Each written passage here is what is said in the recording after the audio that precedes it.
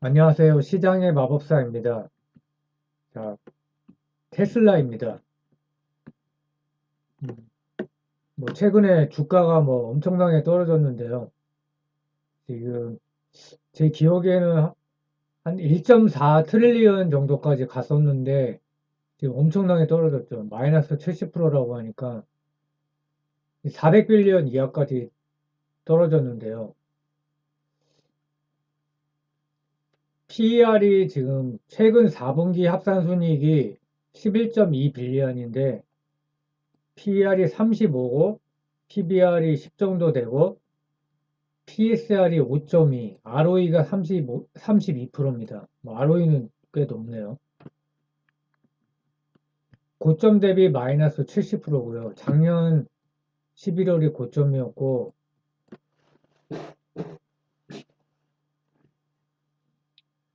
여기서 보면 쌍봉을 찍고 뭐 엄청나게 떨어지고 있고, 뭐, 언론에서 이제 굉장히 이제 비판적인 기사가 많이 나오고 있고, 애널리스트를 인용하는 거죠, 보통. 그래서 트위터 인수를 한 게 이제 굉장히 큰 악재가 됐고, 지분을 팔았으니까 이게 머스크 전용 ATM이 된 거 아니냐.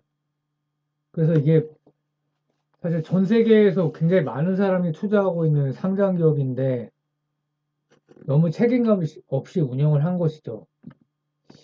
그 주가가 왜 폭락했나 사실 뭐 다 아는 얘기지만 기본적으로도 원래 리스크가 있었습니다. 이 지금 폭락하기도 전에도 주가가 많이 올라갔을 때도 중국 리스크가 있었습니다. 이거는 애플도 그렇고 반도체 장비주, 뭐 ASML이나 어플라이드 머티리얼스, 뭐 스타벅스, 나이키,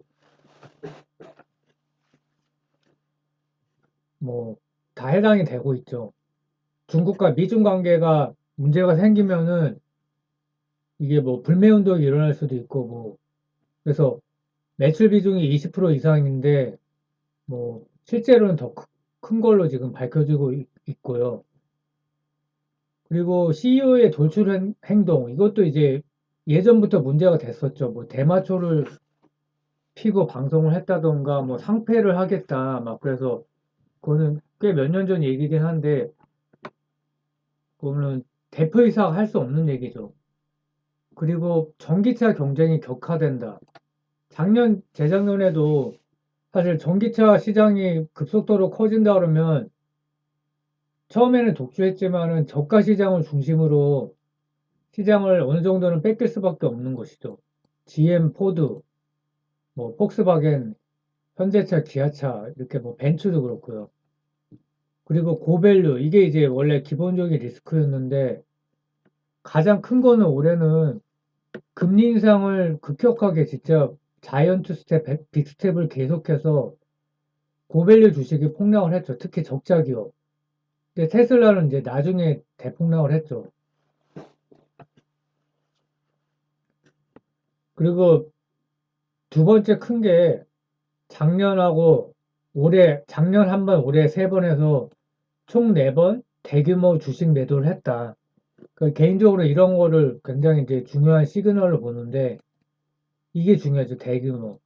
미국 같은 경우는 스탁 옵션으로 이렇게 급여를 받는 경우가 많기 때문에 뭐 내부자가 매도했다 고점 무조건 고점이다 이렇게 해석할 수는 없더라고요. 보니까 인텔도 주식으로 3천억을 받았기 때문에 뭐 보유한 주식을 매도할 수도 있는 거고요. 근데 이제 뭐 18%에서 14%까지 4% 가까이 매도를 했기 때문에 이게 고점 신호라고 생각을 했었는데 너무 호재가 많았기 때문에 실적이 좋았고 근데 트위터를 인수한다고 의사를 밝히면서 주가가 내려갔고 왜냐면은 이제 그거를 담보 대출 받을 거다. 그게 문제가 생겼던 거죠. 근데 실제로는 추가로 계속 매각을 했죠. 근데 이게 또 문제가 되는 게 매각 안 하겠다고 해놓고서 두 번이나 이렇게 거짓말을 한 게 돼갖고 그리고 일론 머스크가 자꾸 정치 발언을 했죠. 민주당을 뭐 해서 비난한다 그러면 민주당에서 또 문제가 생기고 뭐 공화당을 편들면은 또 뭐 어느 쪽에 이제 공화당을 비난하건 뭐 공화당 편을 들건 어느 쪽을 비난하든 뭐 편을 들건 간에 정치는 항상 문제가 생기죠. 근데 그런 발언을 거침없이 해서 지금 뭐 민주당 지지자들 사이에서 이제 뭐 불매운동 비스무리하게도 있다고 이제 얘기를 들었고요. 또 하나가 이제 경기 침체죠. 10월 달에 중국에서 가격 인하했을 때부터 심상치 않았는데 미국에서도 최근에 두 차례 할인을 해갖고 7,500달러죠. 그래서 이 악재가 다 겹쳤습니다. 근데 과거에는 머스크가 내부자 매수를 한 경우가 꽤 많이 있었습니다. 2019년 이전까지. 그럼 주가 폭락할 때마다 내부자 매수. 뭐 좋은 신호죠. 뭐 규모가 크지 않더라도. 근데 지금 많이 폭락을 했는데 내부자 매수가 없습니다. 제가 뭐 살펴보지는 않았지만 머스크가 이제 샀다는 건 없어요. 살 여력이 없겠죠. 정확히 얘기해서. 그렇다고 자사주 매입도 없습니다. 그래서 지금 공매도 비율이 3% 정도 됩니다. 과거에 10% 정도보다는 줄었지만 실적이 좋은 구간에서 이렇게 큰 거는 문제가 있죠. 그래서 기본적으로 가장 큰 리스크는 중국 매출 의존도다. 테슬라 매출의 30%, 수익의 50% 이상. 이거는 제가 몰랐는데 이거는 굉장히 크죠.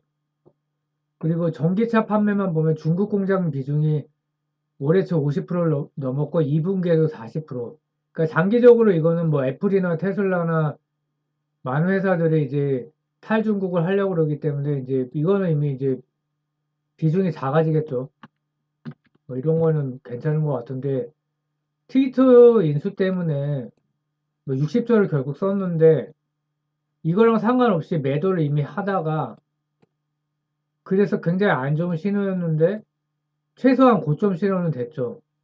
근데 트위터 때문에 이제 뭐 계속 매각을 하면서 지분율도 18%에서 14%까지 낮아졌고요. 그래서 기억을 해야 되는 게 내부자의 대규모 주식 매도는 고점 신호다. 그래서 이걸 항상 내부자의 대량 매도가 나올 때는 이거를 항상 주의를 하고 있어야 됩니다. 그래서 주가가 뭐 10배 이상 올랐고 그때 뭐 많이 오른 이유 중에 하나는 공매도 비중이 옛날에 굉장히 컸었죠. 그래서 10%까지 갔다가 공매도가 다 이제 뭐 작살 났죠. 그래서 3%로 축소됐다. 근데 이것도 좀 많은 편이에요. 실적이 좋은 기업이 이렇게 많다는 거는 근데 결국은 또 뭐 금리 인상 때문에 그리고 자초한 측면도 크죠. 그 말 실수 때문에. 그래서 트위터 인수 이사를 내비친 4월부터 본격적인 주가 하락이 시작됐고 4분기 들어서 더 안 좋았죠. 중국 내 가격이나 이게 굉장히 이슈였죠. 뭐 테슬라를 이렇게 사랑하시는 분들은 계속 이유를 갖다 붙였지만 결코 좋은 것들이 아니죠. 그래서 뭐 10월 말에 트위터 인수를 마무리한 뒤 직접 트위터 경영에 나서면서 그때도 굉장히 말이 많았죠. 독선적인 행동을 많이 보이고 있어갖고 그래서 이게 잘 나갈 때는 문제가 안 됐지만은 굉장히 막 쿨한 것처럼 보였지만은 CEO이기 때문에 연예인이 아니라 CEO이기 때문에 이게 문제가 되고 있고요. 그래서 많은 분들이 지적하시는 게 예전에 뭐 그 애플도 갑자기 제 이름이 생각이 안 나네요. 그 이사회에서 해임이 됐었죠. 애플 CEO도. 그래서 팀 쿡이 맡았는데 처음에는 주가가 떨어졌죠. 더 이상 창의적인 뭐 제품이 나오지 않을 것이다.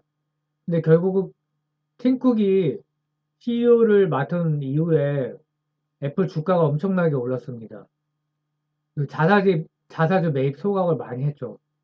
그 주식 수가 3분의 1이나 줄었다고 하니까. 그래서 뭐 저기 테슬라 같은 경우에도 이렇게 필요합니다. 전문 경영인이.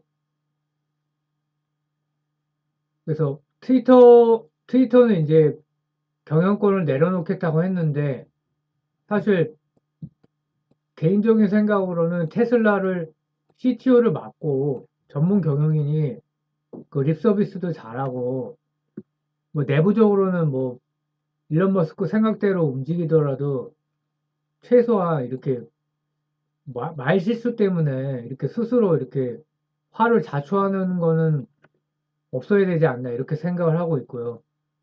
네, 스티브 잡스네요. 갑자기 생각이 안 나갖고 애플. 그래서 뭐 언론이 이제 테슬라가 밀리고 있다. 테슬라가 곧 전기차인데 중국에서는 또 BYD의 맹추격에 시달리고 있고 또 가격 인하도 했고 BYD가 상대적으로 저가고 중국에서 지금 3위라고 하죠. 그래서 BYD는 뭐 PHEV까지 포함한 건데 근데 이거는 아직까지는 아닌 것 같고 아직까지는 이제 문제는 없다고 생각하고요. 근데 이제 추격이 내년부터가 문제죠. 현대, 뭐 벤츠, 폭스바겐, 사나 아우디. 근데 또 GM이 강력하죠. 근데 사실 이제 앞으로 다루겠지만은 혼다, 도요타가 제일 강력합니다. 일본 차가 신뢰도가 있기 때문에 일본 차가 따라가기에 늦지 않았을까. 글쎄요. 저가 쪽에서는 저는 굉장한 위협이 될 거라고 생각을 하고요. 그래서 뭐 모델 3와 Y에 7,500달러 할인 혜택을 주기로 했다. 수요가 약해지고 있다는 증거다. 근데 이제 이 반격이 이제 무서울 것 같아서 어떻게 할 거냐. 지금 오늘 이제 기사가 난 건데 4680 배터리 양산 궤도가 올랐다. 이제 테슬라의 구원 투수가 될 것이냐. 그래서 예전부터 게임 체인저가 될 거다. 이렇게 이제 전문가들이 평가했는데요. 전기차 1000대 이상에 적용할 수 있는 규모 양산을 성공했다는 거죠. 그래서 테슬라 자체에서 배터리 실제 생산량을 공개한 거는 최초다.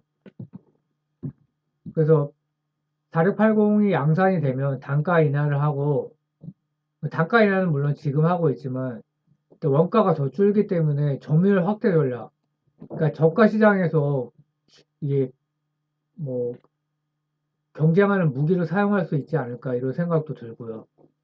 뭐 2020년 9월에 발표한 건데 4680 배터리는 지름이 46mm, 46mm, 길이 80mm 크기의 원통형 배터리.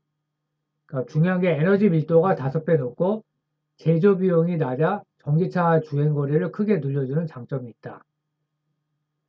그래서 뭐 프리먼트 테슬라 공장에서 이제 수율을 올렸는데 1년 반 이상 걸렸다. 근데 이런 게 굉장히 중요한 포인트죠. 그러니까 다른 업체들이 그 자동차 업체들이 이거를 쉽게 따라잡을 수가 없습니다. 이게 강력한 해자라고 그러죠.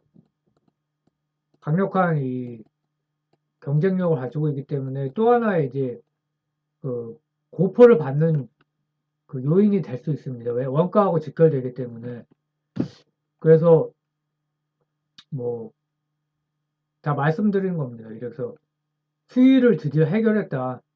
이렇게 되면은 이제 뭐 경기 침체 같은 경우에는 지나가면 되니까 언젠가 지나가겠죠. 그래서 거기서 이제 뭐 저가 시장을 어느 정도 방어하면서 이렇게 도모할 수 있는 새로운 무기를 장착을 했다.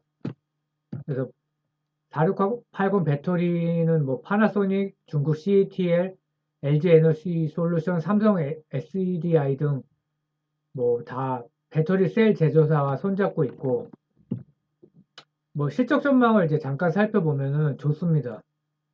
4분기, 1분기는 조금 슬로우한데 2분기, 3분기 내년에 다 좋고요. 이 부분은 이제 내일 더 이제 살펴보겠습니다. 그래서 PEG가 매력적이냐 지금 1 정도 되는데 PSR 1.0 이하 투자 적격, 0.5 이하 적공 매수기 때문에 지금 투자 적격 정도 구간에 들어와 있습니다. 피터 린치가 이제 그 만들어낸 그 밸류에이션 평가 지수인데요. 성장주에 적용이 되죠. 그래서 좀 더 자세한 내용은 내일 말씀드리겠습니다. 네, 감사합니다.